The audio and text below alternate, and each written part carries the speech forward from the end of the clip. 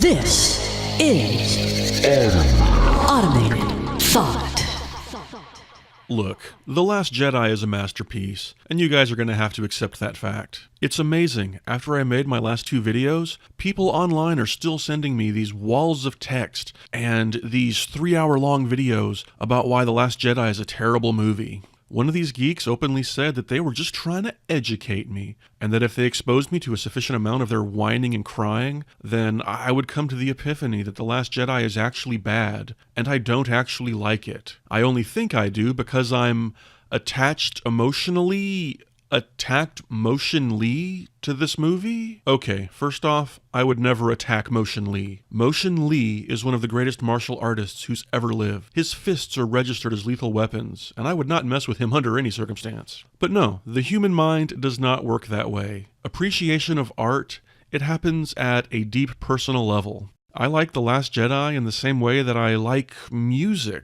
One of my favorite songs of all time is Losing My Religion by R.E.M. You could bring in a music expert to explain why Losing My Religion is somehow not done correctly, but it wouldn't matter. I'd still love it. It's the same way with you and all the things that you love. My love of The Last Jedi is pure and total, and it cannot be undone. So these people can keep sending me links to these 3-hour-long videos where some alt-right cuck baby whines about every single aspect of it, but I'm not going to watch them. There's this random beardo online who tried to cajole me into watching these insanely long videos from some steaming dick pile named Mauler. If you don't refute every single one of his points, we win. What? Are you kidding me? Yeah, I got 4 words for that. Fuck you. Pay me. I'm a busy man and my time is very valuable. I'll tell you what, if you want me to do that, send me a check for about, $1,200. And when it clears, I'll be happy to do just that. I'll take 2 or 3 weeks out of my life and respond to every single one of his miserable, stupid points. I do not have the time to spend weeks of my life responding to a bunch of spurglord feces for the sake of a bunch of crybaby cucks. Beardo Rando, you haven't even responded to the points I made in my previous videos. You made arguments, I responded, you have failed to respond back. You're not holding your end up, son. The ball is in your court. The reason I don't feel that I need to watch all 10,000 hours of his madness is because I dipped my toe in the water. I checked out like 3 minutes of his videos and I saw instantly what he was doing, making inane points about things that don't matter and are wrong anyway. But since I'm such a nice guy, I'm gonna go ahead and give you a little sample, a little taste of what your $1,200 would buy. Now keep in mind, I did not cherry pick these points. These are the first 2 things he said that I paid attention to. And keep in mind, I think these are so stupid that they're not even worth discussing. I'll explain that later. But for now, I'm going to come down to Mauler's level. I'm going to get down to his grubby, pedestrian, mechanistic, puerile mindset and argue with him on his terms. The first stupid argument I heard him make is this. Duh, that's total bullshit how in The Force Awakens, like, Finn doesn't recognize Han Solo when he meets him. Finn's a member of the First Order, and he would be able to recognize Han Solo on sight. This is a plot hole. I mean, you're kidding, right? Yes, Finn's a member of the First Order, but he was a sanitation worker and a stormtrooper, pretty low level. You think that every stormtrooper is given a rich liberal arts education on all the heroes of the past? That when being taught about a rebellion that happened 30 years ago involving millions of people, the First Order would make sure that every stormtrooper was completely acquainted with every hero on the other side, instead of dehumanizing their enemies as fascist regimes often do?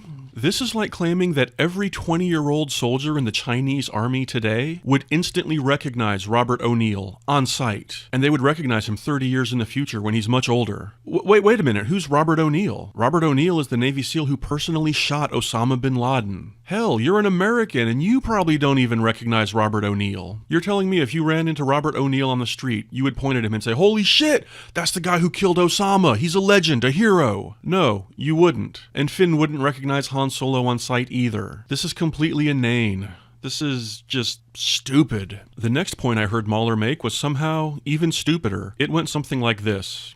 Duh, it's bullshit how, when the First Order tracks the Resistance ships through space, they immediately realize that the First Order has like some new fancy technology that can track them through hyperspace. This doesn't make sense because this technology has always existed. Have you ever heard of trackers? In Empire Strikes Back, Princess Leia tells Han Solo that the Empire probably put a tracker on the Millennium Falcon and then allowed them to escape, and they're tracking them. This doesn't make sense. It's another plot hole. Yeah, that sounds really smart, if you're an idiot, but if you think about it for more than 2 seconds, you realize that's bullshit. There's a lot of possible technical reasons why the Resistance would come to the conclusion that they did. Maybe, at this point, the fancy Resistance ships, they have ways of detecting tracking signals that are virtually foolproof. They're able to effortlessly monitor any signal that is emanating from their own ship, a level of technology that the old Millennium Falcon wouldn't have had. But a more likely explanation is this. When Leia mentions the tracker in Empire Strikes Back, she does it casually, as if this is something where the Star Destroyers would eventually be able to figure out where they are. That depending on where they jumped to in the galaxy, the tracker would have to send back a signal that would have to travel through deep space for hours or even days, and that when the Star Destroyers intercepted it, then they would have a general idea where the Millennium Falcon went. She's not panicking, so clearly she doesn't expect the Star Destroyers to appear behind them in 5 seconds and start blasting at them. However, that's exactly what does happen in The Last Jedi. The Resistance fighters warp to hyperspace, and the First Order tracks them within a couple of seconds. Boom, they're right there. That means that this is not conventional telemetry. This is some sort of new way of tracking that was able to trace them from their point of departure to where they are now. It's new, and it's scary, and they've never seen it before. They didn't have to wait for some conventional signal to reach them from light years away. They knew exactly where they were going. What about this is hard to understand? Oh yeah, Mahler made a third point that I accidentally overheard before I could click his stupid video off. He was complaining that Finn and Rose were not, real heroes because they free those magical horse creatures and then ride them recklessly through Canto Bight, stomping on gambling tables and maybe even hurting some people. What kind of heroes would do that? Oh! With that point, I'm pretty sure that Mahler is just concerned trolling your dumbasses. But anyway, all these technical points about trackers and stuff, this is why they don't matter. There's always tons of technical explanations like the ones I gave you, and when you're dealing with fantasy technology that doesn't exist, you do have to kind of defer to the canon established by the filmmakers. No, there's no way lightsabers could ever work. There's no way that a handheld device could ever generate a magnetic field strong enough to contain superheated plasma at that temperature. Trust me, I've done all the calculations. But the reason that none of this matters is because Star Wars is a mythic story. You nerds are not reading it right. I've said this before, but I feel like I gotta say it again. Pretty much nothing ever happens in a Star Wars movie that couldn't be easily translated into a story involving elves, dragons, and magic swords. It takes place a long time ago in a galaxy far, far away. When you wonder why Finn doesn't recognize Han Solo, you have to ask yourself, have you ever seen any media in Star Wars? Have you ever seen characters watching television, looking at pictures, taking photographs, anything like that? No, you haven't. When Han and Leia are going to Cloud City, are they able to pull up Lando Calrissian's Facebook page so Han can show her what he looks like? No, because that stuff doesn't exist in the Star Wars galaxy. Because it's a myth. For a long time, people have asked themselves, why is Star Wars so popular? Why is Star Wars good? What makes it work so well?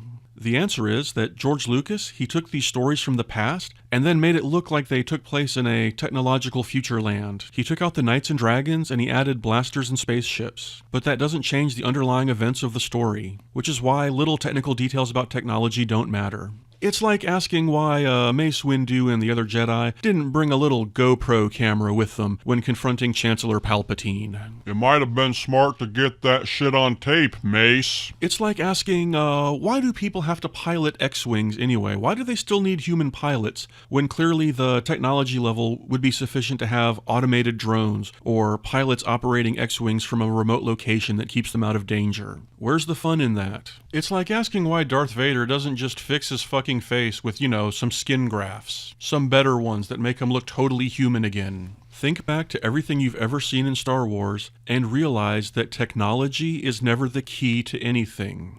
A dark sorcerer corrupts and enslaves a black knight. A young man and an old wizard on an adventure seek passage on a smuggling ship. An imposing captain of the guard wants to have some traitors executed by bashing them in the head with maces. A wandering conjurer is the only one who can mutter the magic spell that lets the heroes enter the enemy castle, but he betrays them for a giant treasure chest full of wealth. A noble knight cannot get the answers he needs from the ancient scrolls, so he consults his friend, a grizzled old salt. A beautiful member of royalty cannot pursue a relationship with the wandering warrior monk, because that would not be socially acceptable in their caste system. Do you see what I mean? Is any of this starting to get through? In the sense of this story, the First Order's newfangled tracking technology, it's a palantir. It's a magic orb. It's something that does what it does for reasons that are not important to discuss. When these nerds online try to pick apart these technical details, it's a level of intellectual wrong-headedness that is just beyond me. You guys are like kids trying to play chess by bashing the pieces together to see which one will break first. You're like some kid in 10th grade who calls bullshit on Shakespeare because in real life, people who are in the middle of big battles and assassinations, they don't actually speak in carefully constructed poetic stanzas. Yeah, man, Shakespeare, that's bullshit. That's not how it really happened. I'm so smart. No, you're not. You're fucking idiots, and you're too stupid to realize it. And as for you, beardo rando, my offer to you still stands. If Mahler makes any points that you want me to rebut in text form, I will gladly do it. But if you want me to make some 3-hour videos, you're gonna have to pay $1,200. Start a GoFundMe page, because I ain't doing that shit without a lot of money. But I'm pretty much guessing that a lot of his points are just like the 2 that I just demolished. And I'm sure there's a whole bunch of stuff in there about feminism and social justice. Yeah. I've pretty much done all I have time for to try to knock some sense through your thick skulls. But if you don't get it at this point, you're probably not going to. You're just gonna sit around and stew and mutter and just whine about how The Last Jedi wasn't good enough for you, while the rest of us will be going back and rewatching an epic, incredible, groundbreaking, magnificent film. It sucks to be you guys. It really does. Bastards. Getting back to the big picture, I think we need to take a look at where all this spurglord criticism comes from. Back in the day when this whole internet movie thing began, people like the Nostalgia Critic and the Spoony One, they learned very quickly that people didn't really want to hear about good movies, because good movies speak for themselves and need no explanation. People wanted to hear brutal criticism. They wanted to watch them rip apart Batman and Robin or Transformers 2. To sit there and make fun of every single aspect of those movies. And then the Harry Plinkett reviews of the prequel trilogy, that kind of took this to new heights. Mike Stoklasa, he ripped apart The Phantom Menace and Attack of the Clones and Revenge of the Sith on an atomic level, and as a result he became really popular and famous, and he made a lot of money. And so a million fanboys said, hey, I can do that. I want to be like the Nostalgia Critic. I want to be like Harry Plinkett. The thing is, Batman and Robin, it actually is a terrible movie on nearly every level. And the Star Wars prequels, while they're not that bad, they do have a lot of flaws and a lot of missed opportunities that render them dramatically inert in a lot of places. But that modus operandi has totally taken over the internet. 10 years of this has completely hardwired the brain of the average internet nerd into being hypercritical about matters that don't even matter. The quality of the movie is almost beside the point. It's just more fodder for critics. Before a movie even comes out, these nerds already know they're going to rip it apart.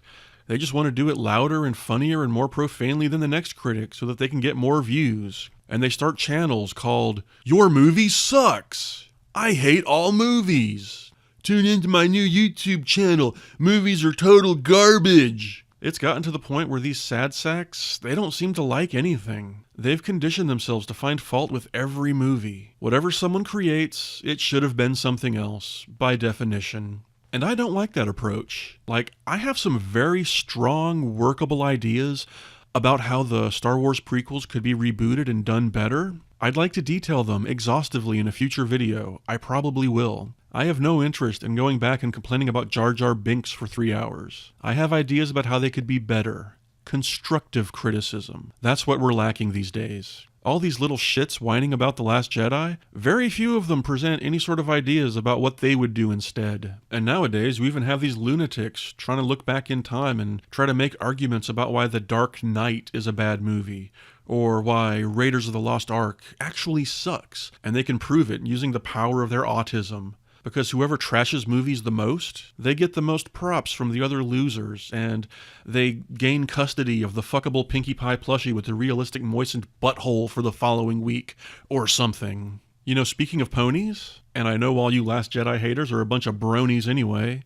I once read that there was an episode of My Little Pony where, the white pony with the purple hair, Rarity, she has to make dresses for her friends, but her friends have 1,000 weird and conflicting demands about what they want, so they end up with these lopsided monstrosities that pleased nobody. At the end of the episode, they learned that you have to sit back and just let the creator create. That's like the perfect metaphor for these new Star Wars movies and their critics. Whenever I read some blather from some online nerd about how their version for a Star Wars movie would involve this weird cast of like 25 different aliens and cyborgs from every corner of the expanded universe, I just want to hang my head in shame. Because you'd end up with some sort of 4-hour, just unworkable piece of shit monstrosity. Rian Johnson is Rarity. Rarity is Rian Johnson.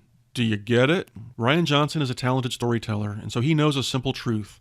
You cannot please the fanboys, ever, so you don't try. Oh, you can please the fans, but you cannot please the fanboys. There's a very crucial distinction there. So hey, now that we've put the Spurgs to bed, let's talk about the future. That third Star Wars movie is still coming out in 2019, and I am really excited to see it. My biggest concern is that we're very likely going to look at a situation very similar to the original trilogy, where the middle chapter is the dark and transcendent one, while the third one is, you know, pretty good, happy ending, wraps everything up, but it's just not as good as the gripping middle. I admit I do have considerably less faith in J.J. Abrams than I do in Rian Johnson. Despite everything I've said, even I have some fanboy wishes that I would like to see happen. I really hope that Snoke returns in some form, even if it's just as a disembodied voice, whispering in Kylo Ren's ear. I do think if Snoke is never mentioned again, and if he plays no part in the third movie, I think that would be a mistake. I also think that Captain Phasma should return. I hope she didn't die falling into that fire. Heck, she should join the Resistance. How cool would it be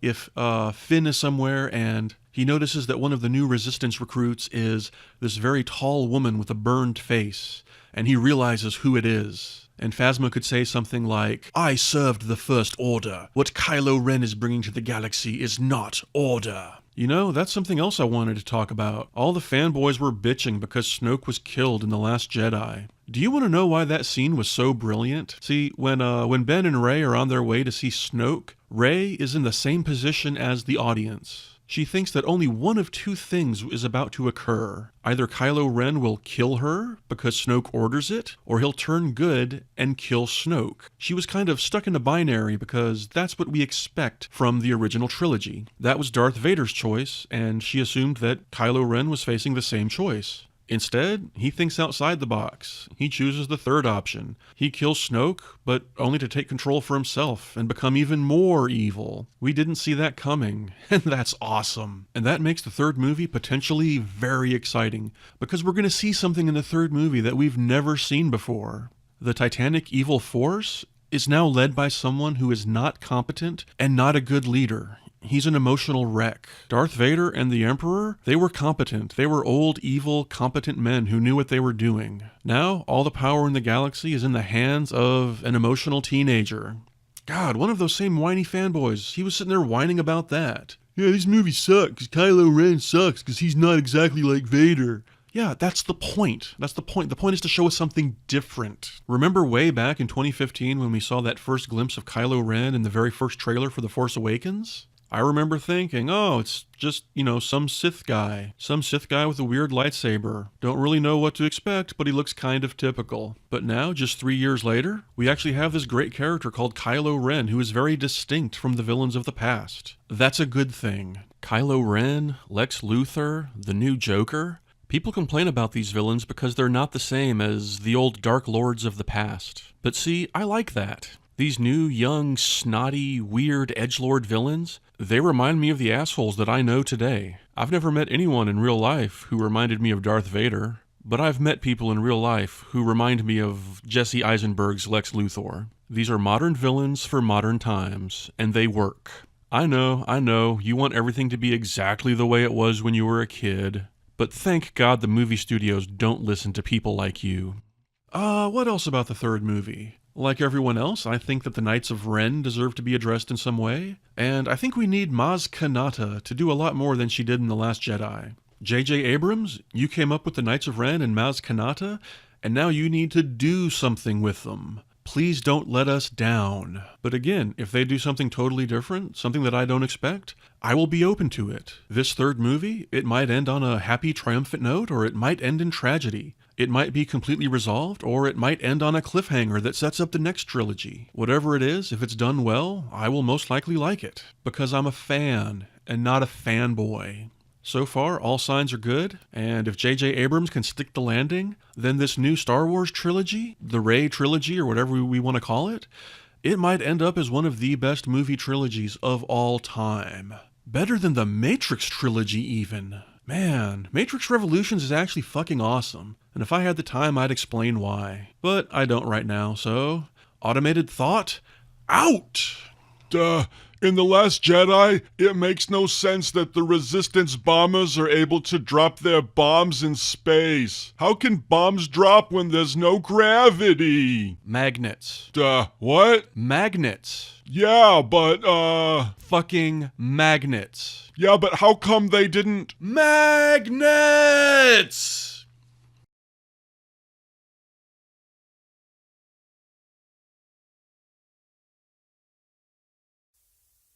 Don't shoot. You can't hurt me. Who the hell are you? What the hell are you doing in my house? This is my universe. I will kill you. I will eliminate all of the people like you that have ruined this planet. You are done. No, you are done. I'm done. Done!